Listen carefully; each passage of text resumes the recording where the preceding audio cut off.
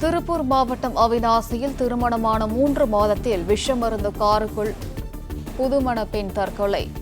கணவர் குடும்பத்தினர் சித்திரவதை செய்ததாக கூறி தந்தைக்கு உருக்கமாக ஆடியோ அனுப்பிவிட்டு உயிரை மாய்த்து கொண்ட சோகம். போலீஸோ வேற யாராச்சும் வந்து ஏதாவது சொன்னா நீங்க யாருக்காக தலைக்குழிய வேண்டாம், இத போட்டு காமிச்சிருங்க. ஏன்னா அவங்க இததான் சாக்குன்னு உங்களை இன்னும் அசிங்கப்படுத்த நினைப்பாங்க. இத யாரு முன்னாடி வேணாலும் போட்டு காமிச்சிருங்க. என்னோட இந்த முடிவுக்கு என்னோட திருமண வாழ்க்கை தான் உண்மையான காரணமே. அவங்களும் அவங்க குடும்பம் தான் காரணமே. போதும், உடல் ரீதியாவும் டார்ச்சர் அனுபவிச்சுட்டேன், மன ரீதியாவும் டார்ச்சர் அனுபவிச்சுட்டேன். எனக்கு இது வேண்டாம், இந்த லைஃப்.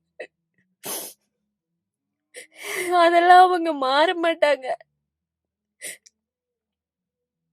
என்னோட இந்த முடிவுக்கு கவினும் ஈஸ்வரமூர்த்தியும் சித்ரா தேவியும் தான் காரணம்.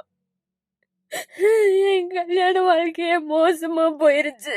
என்ன மன்னிச்சிருங்கப்பா, என்ன மன்னிச்சிருங்கம்மா.